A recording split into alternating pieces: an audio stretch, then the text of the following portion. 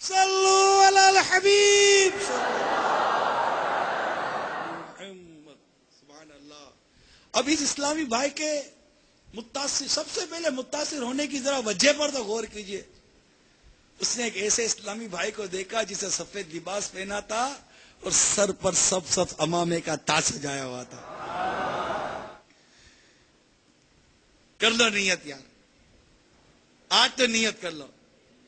میرے آقا کا جشن معراج منانے والے اسلامی بھائیوں جو امامہ نہیں پہنتے ہو، آج نیت کر لو. انشاءاللہ اب سب امامے کا تاج ہمارے سر پر سجا رہے گا. آج نیت کر لو. بلکہ آج تو اجتماع سے جاتے جاتے یہ سب امامہ خرید کر جانا، اور ایسا خرید کر جانا کہ پھر یہ امامہ نہ اترے، ایسا باندھے کہ پھر نہ اترے.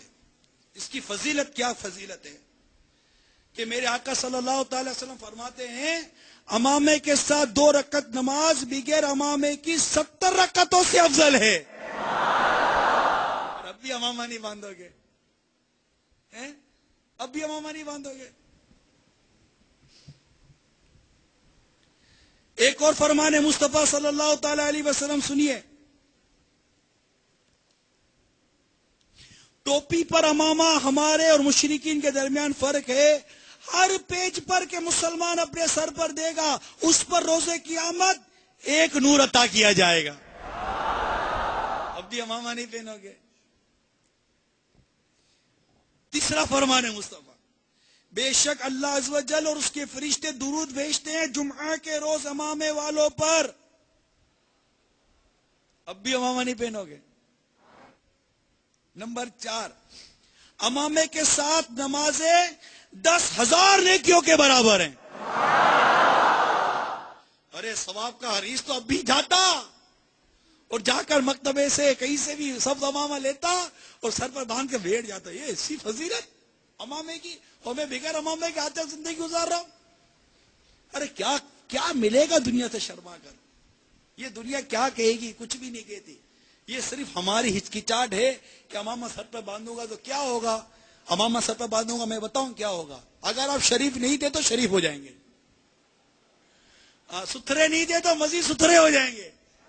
آنکھیں بھی شرم سے اور حیا سے بعض اوقات امامے کی برکت جھک جاتی، اور اگر امامے کے اوپر سفید چادر آ جائے، ہائے ہائے نور اللہ نور، اور مزے کو بھی مزہ آ جاتا ہے. خود ایک قدرتی طور پر بندے کو ایسا ہوتا ہے کہ رب میرے سر پر امامہ ہے، سر پر چادر ہے، کہاں میں اب یہ کام کروں. اب آپ بتائیے، جو امامہ، جو چادر، جو داڑھی، جو مدنی لباس ہمیں گناہوں سے بد اخلاقی سے بچاتا ہو، اس کو اپنانے میں کبھی دیر کرنی چاہیے؟ یہ کرنی چاہیے؟ نہیں کرنی چاہیے. آج تو میرے آقا کا جشن معراج ہے، اور آج اور اسلامی میں نیت کر لے کہ مدنی لباس، چہرے پر سنت کے مطابق ایک مشت داڑھی اور سر پر سب امامے کا تاج سجا رہے گا. اور انشاءاللہ کا نعرہ ایسا لگا کہ در و دیوار گونج جائے. سنو، امامے کے ساتھ ایک جمعہ دیگر امامے کے 70 جمعہ کے برابر ہے. ایک اور ارشاد سنیے، امامے عرب کے تاج ہیں، تو امامے باندھو تمہارا وقار بڑھے گا، اور جو امامے باندھے اس کے لیے ہر پیج پر ایک نیکی ہے. باندھو گے نا انشاءاللہ؟ اب ایسا باندھنا ہے کہ پھر اتارنا نہیں ہے. میرے آقا، میرے شیخ طریقت، میرے امیر سنت پسند کرتے ہیں گھر میں بھی امامہ پہن کر رکھے. گھر میں جا کر امامہ ہو تو یہ گھر میں بھی امامہ پہن کر رکھے. الحمدللہ ہمارے شیخ طریقت کو ہم نے دیکھا ہے کہ گھر میں بھی مدنی لباس، سر پر امامہ، سر پر چادر، اور اسی طرح مطلب کہ آپ گھر میں ہوتے ہیں. یہاں تک کہ مطالعہ کرتے ہوئے بھی امیر سنت کو دیکھا ہے کہ اسی کیفیت میں آپ مطالعہ بھی کر رہے ہوتے ہیں. یعنی آقا کی سنتوں سے بالکل چمٹ گئے. ایک کاش ہمیں جذبہ نصیب ہو جائے ہم آقا کی معراج والے آقا کی سنتوں سے چمٹ جائیں کہ بس اب بدن سے کھال اکھڑ جائے لیکن میرے آقا کی سنتیں ہم سے جدا نہ ہو. ایک کاش یہ جذبہ نصیب ہو جائے. ایک کاش جو جملہ کہہ رہا ہوں اللہ تعالیٰ اس قول کا مصداق بنا دے. ایک کاش ایک کاش ایک کاش میرے آقا کی سنتوں پر عمل نصیب ہو جائے. آج شب معراج، اس بابرکت رات تمام عاشقان رسول نیت کر لیجئے کہ انشاءاللہ دعوت اسلامی کے ماحول سے وابستہ رہتے ہوئے، مدنی قافلوں میں سفر کرتے ہوئے، مدنی انعامات پر عمل کرتے ہوئے، درس و فیضان سنت دیتے سنتے ہوئے اپنی زندگی گزارتے رہیں گے. تیری سنتوں پہ چل کر میری روح جب نکل کر، تیری سنتوں پہ چل کر میری روح جب نکل کر چلے تم گلے لگانا مدنی مدینے والے. صلو علی الحبیب. تو میرے میٹھے میٹھے اور پیارے پیارے اسلامی بھائیوں، ایک شخص نے بارگاہ رسالت صلی اللہ تعالی علیہ وسلم میں حاضر ہو کر عرض کی، یا رسول اللہ عز و جل صلی اللہ تعالی علیہ وسلم، میں صرف 1 مہینے کے روزے رکھتا ہوں، اس پر اضافہ نہیں کرتا، اور صرف 5 نمازیں پڑھتا ہوں، اس سے زیادہ نہیں پڑھتا، اور میرے مال میں زکوٰۃ فرض نہیں، اور نہ ہی مجھ پر حج فرض ہے، اور نہ ہی نفل حج کرتا ہوں. میں مرنے کے بعد کہاں جاؤں گا؟ کیسا سوال ہے، کیسا سوال ہے. میں مرنے کے بعد آقا کہاں جاؤں گا؟ اور کیسا عقیدہ تھا اس پوچھنے والے کا کہ میرا نبی جانتا ہے کہ میں کہاں جاؤں گا. ہائے ہائے. اور کوئی غیب کیا تم سے نیہا ہو بھلا، جب نہ خدا ہی چھپا تم پہ کرو رو دو. کیسا عقیدہ تھا، کیسا عقیدہ تھا. آقا میں کہاں جاؤں گا؟ ہمارے آقا صلی اللہ علیہ وسلم نے تبسم فرماتے ہوئے ارشاد فرمایا، تم جنت میں میرے ساتھ ہوگے.